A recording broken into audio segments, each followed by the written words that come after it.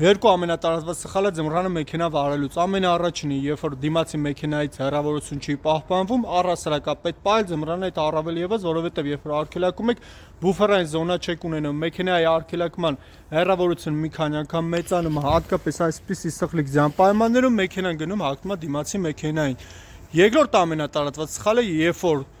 արգելակման կոճակի միջոցով փորձում եք մեքենան կանգնացնել սխլիկ ձյան պայմաններում, երբ որ արգելակում եք, մեքենայի ղեկավարումից զրկվում եք, ռուլը ոնց պտտում եք, ոնց որ չի ենթարկվում, մեքենան շարժվում է իներցիայով իր ուղղությամբ։ Դրա փոխարեն պետք է այդ փորձը կանեք շարժիչի միջոցով, եթե մեխանիկական փոխանցման տուփը այնտեղ ավելի հեշտ է, առաջի երկրորդ դնում եք մեքենան սկսում է շարժիչի միջոցով ավտոմատ դանդաղել, իսկ եթե ավտոմատ փոխանցման տուփան ունենում է 1, 2-րդ L ռեժիմ, նայած ինչ փոխանցման տուփ է, այդ պետք է ուսումնասիրեք իմանաք ու համեկել շատ կարևոր է հասկանաք ձեր մեքենան դեմի քաշող է, թե հետևի քաշող է, որովհետև եթե զանոսային իրավիճակ է լինում, դեմի քաշի պարագայում ընդհանրապես պետք է մի փոքր գազ տալ, իսկ եթե հետևի քաշող է,